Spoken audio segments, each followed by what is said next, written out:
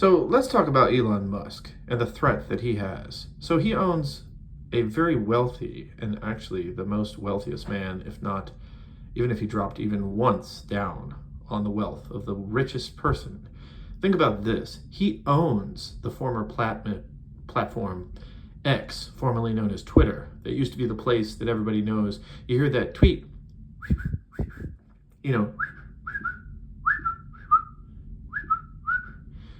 you hear that and you think of Twitter. Even if I'm not perfectly personifying the little bird, think about it. Twitter was a place, and now X is a place, no differently the platform where people shed out their hate. And that's what Twitter was always about. Now, it's freedom of opinion, it's the First Amendment speech. Everyone has the right to say what they want to say, but a very dangerous rhetoric from the richest man on the face of the planet who owns vehicles that he can shut down at his own leisure. Think about the danger of the social impact of what he's pushing when he's endorsing and funneling money to a man who is a convicted felon by 12 American citizens in the state of New York, that everybody thought that was just a political ruse to, a conspiracy. But it's the truth. I mean, we have 12 American citizens rule that Donald Trump was guilty of sexual assaulting a woman, a sexual predator who raped a woman, Eugene Carroll. And on top of that, illegal, fraudulent businesses, which is of no surprise. And then Elon Musk, the richest man in the world, is pushing the rhetoric. And his entire motto is that he's built a fleet of cars that we're all supposed to trust him for, but yet he can shut them down just like that with a snap of a finger. And we're supposed to trust him? The funny thing, if you look it up online about electric car fires versus gasoline cars, they've already proven that gas cars are more prone because of the ignition spark. From one YouTuber who looked this up, that gas cars, because they start by an electric ignition, versus the electric cars where it's purely solely just electric. The underlying danger of Tesla cars is that they can blow up. The battery can actually blow up. An electrical fire is much harder to stop than a gasoline fire. And even though there are more gasoline car fires, they don't talk enough about some of these incidents of the gasoline cars, which this is true, versus Elon Musk cars, because that's not the main root of the problem here. It's not about debating which car blows up the most. People's lives are involved in these incidents, and we need to call out the expectation of responsibility. Elon Musk needs to answer for this. It's technological error by human error based on the blood of his own company falling fully responsible, and more voices need to speak out on it. I refuse to buy a Tesla because I don't trust a car that is built based on the factors of SpaceX linked in with them, or Starlink, which already Starlink has been subject to complications with Russians using Starlink's satellite connections to use them against Ukrainian people. Elon Musk is embroiled in a far deeper problem than that of his own wealth. He's so powerful and so wealthy, instead of just trying to be a good humanitarian and help people, he's hiding under the personification of an influential social media mogul, where he holds a very powerful platform now after buying it for such a large, substantial buy-in. The people who sold the company, they got a far better deal, but the scariest reality is what he's using that rhetoric. Let that sink in, younger generations. We need a better platform. We need a better society where we don't look up to people like Elon Musk.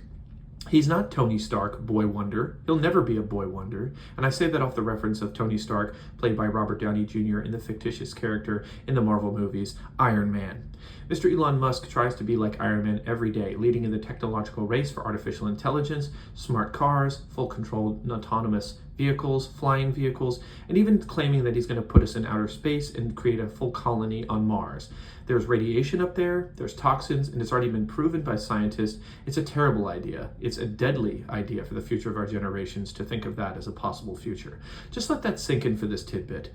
We need to stand together as Americans. Everyone who is not making the top figures of wealth and capital in this world, everybody whose children and teenagers and generations from before who haven't had the chance to go to college, pursue their dreams, there's too much youthful minds going to waste, and Elon Musk doesn't focus on the positive message of influential benefits other than to the own profits of his own company. I'm not a hater of Elon Musk. I'm a critic. If he was really trying to pursue to help the future of people, where he's now the richest, unlike other rich billionaires who have at least done something in their past to contribute toward good causes despite complications with their past history with Jeff Epstein, and the Jeff Epstein Island, and certain muddied complications with their donations and charities. Regardless, Elon Musk is the one eye of focus that people need to really stare at. Everyone around the world needs to focus on this, just as much as the greatest threat that he poses to the social influence and the impact on younger generations, and the further complications of his wealth and his power that he wields with a reckless disregard, blatantly showing how wealthy and how powerful he is, that he cannot be touched. Elon Musk knows this, but there is a weak link in his own chasm, and that's the voices of the many people who have the right to speak out, the First Amendment, just like myself stating this. I don't think we should hate Elon Musk. We don't waste our time with hate. We need to be ready to stand up and start voicing out for all the people who have died by Tesla cars, all the people who have been improperly fired from Twitter, and of those who have lost their jobs, to stand together, to collaborate, to work together, to really dig in and source out the information, put our collaborative forces together, and truly stand together as proud Americans, proud human beings on this earth, who stand far more value and worth than any rich billionaire, and certainly the richest man, as he is so eloquently titled as. And that's what I have to say in this article.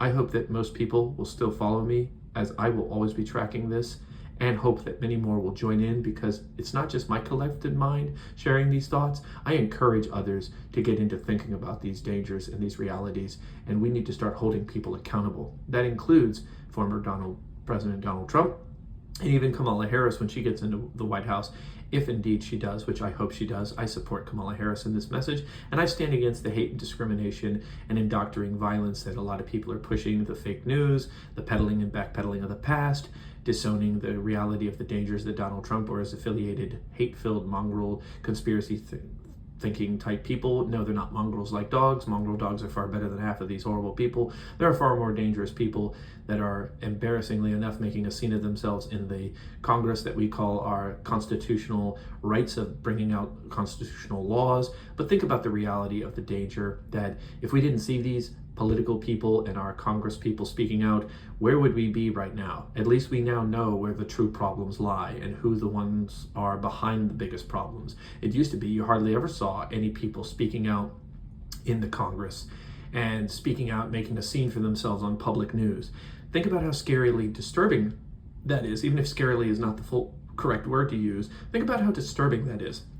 If we were still living back in the early 90s and 80s, which we are not, we're living in the present here and now, and that's what matters for our kids, our future generations, and every person from grandparents to great-grandparents to current generations right now, from silent generation to Gen X to millennials to Gen Z, Gen Alpha. We all need to stand together. That's my full view. Thank you for watching. I'll make a mini short of this and entice you guys to check this one out. Thank you. If you did watch this, thank you for watching this first, because I know this was a long one to get through.